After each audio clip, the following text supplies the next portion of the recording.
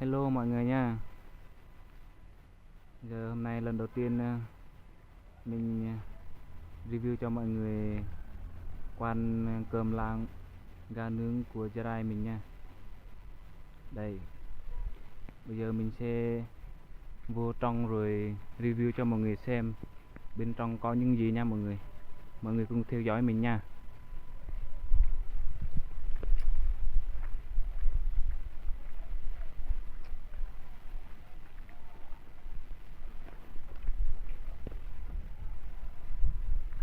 Hôm nay cũng là lần đầu tiên mình vô đây nha mọi người. Đây, cơm lam gà nướng. Đây, bên trong này cũng có hồ nữa nha mọi người. Đây,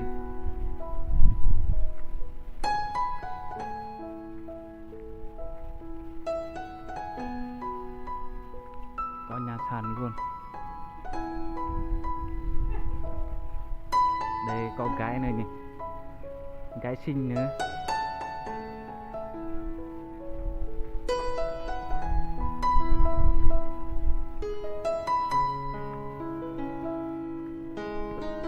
Dưới hồ này có hoa sen nữa.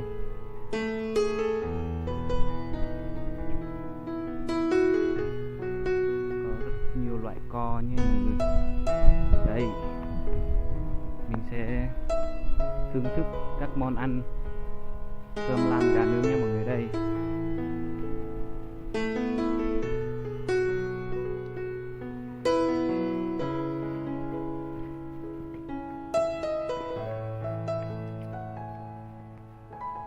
đây là hoa sen nha mọi người.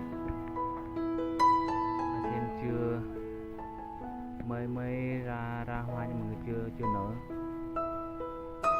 Khi nào nó nở rồi nhìn rất đẹp nha mọi người.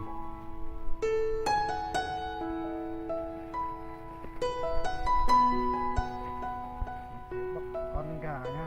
Đây, món ăn của mọi người đây, cơm lam đấy nha mọi người.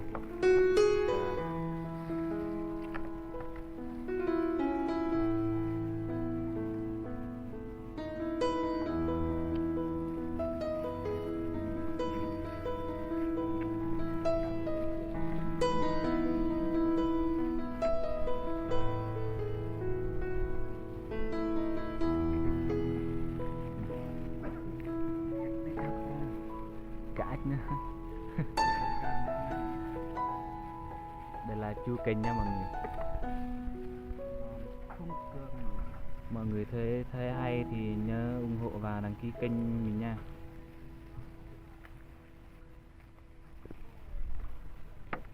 Hết cái này nè.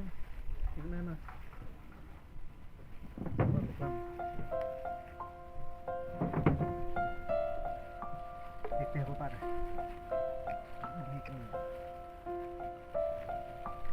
Mình hi kể thật lại ta ai ta hi bưng pê nhỉ, chỉ bưng pê ta ai cần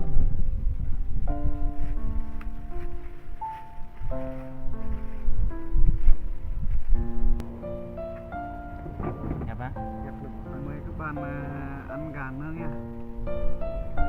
Đây, chấm muối à.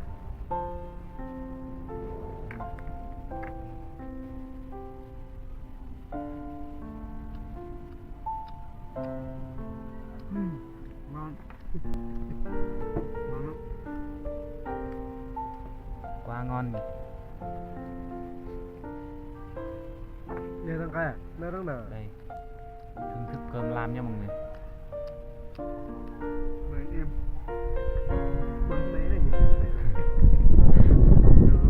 Tục này đó.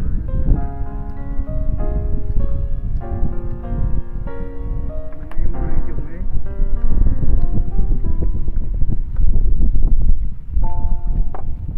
Đây, vô Mời cameraman nữa.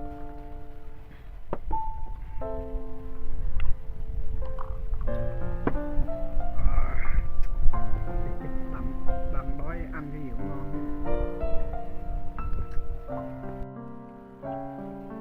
Video mình xin kết thúc ở đây ha.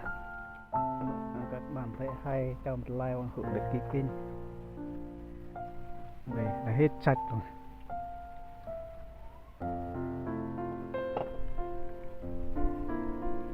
Bye anh em nha.